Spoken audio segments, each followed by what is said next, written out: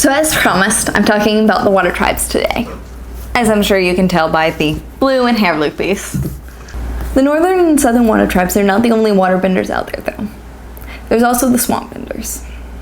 And unfortunately, this is not the video I'm going to look at them. I will hopefully be able to give them and some of the other smaller cultures in Avatar the Last Airbender their own separate video after I finish the 4 nations. Unlike the air nomads, the water tribes have a little more diversity between their northern and southern tribe. So I'm going to start by talking about the cultures of each tribe, and then I'll compare and contrast them. Let me start with the northern water tribe.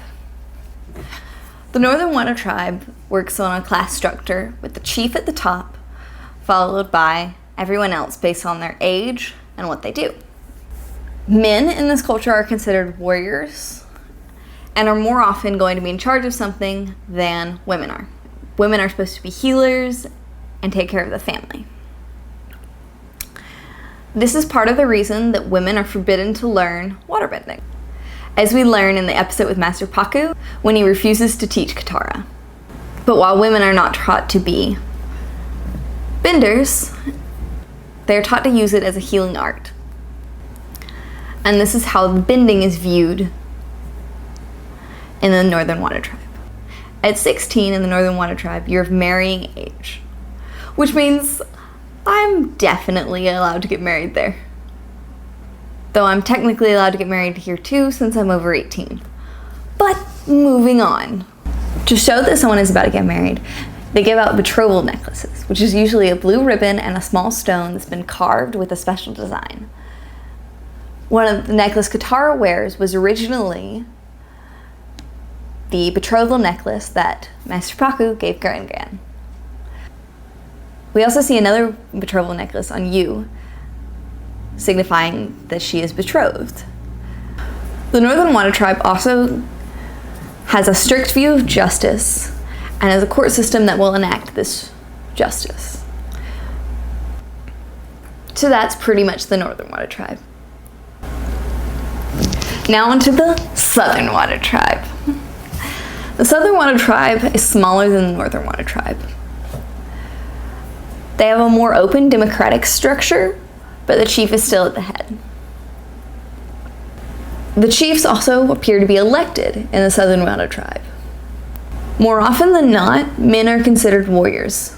However, women still have the option to become warriors if they choose. It just doesn't happen very often, especially as the tribe got even smaller during the 100 Years' War. However, we know that both men and women were taught waterbending as a form of combat. They have love marriages in the Southern Water Tribe and do not practice the betrothal necklace custom, which is why when it's pointed out to Katara in the Northern Water Tribe, she is very surprised by it. However, the age of marriage is still 16 in the Southern Water Tribe. So let's get to comparing. First off, you can see that the Southern Water Tribe has a higher view of women than the Northern Water Tribe does.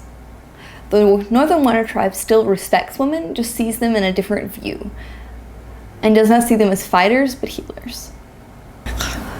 The Southern Water Tribe also has less of a hierarchical status and more open-minded and flowing, whereas the North has a more hierarchical and sees the children of the chief as royalty, whereas in the Southern Water Tribe, it's not the same view.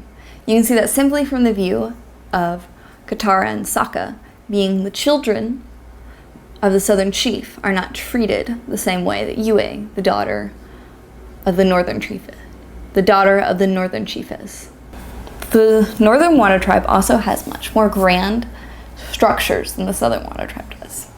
However, most of this is due to the fact of the lack of waterbenders in the Southern Water Tribe as the 100 Years' War progressed, leading to the future Southern Water Tribe to have simpler structures and a more open planned city than the Northern Water Tribe did.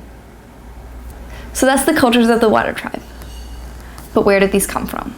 The movements of waterbending comes from Tai Chi and the water-like movements. Here, watch a second of it. It's really cool.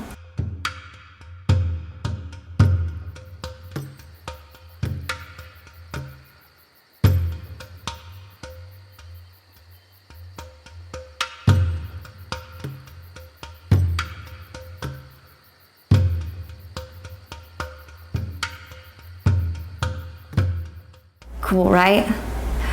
The cultures of the water tribe seem to draw from the Inuits in Alaska and Canada. However, there are many other cultural draws as well as from the imaginations of the creators. Well, I hope you've enjoyed this video, and we'll be following the cycle again. And that means next we'll be looking at the Earth Kingdom. Thanks for watching. Remember to like and subscribe. I'll see you guys next week.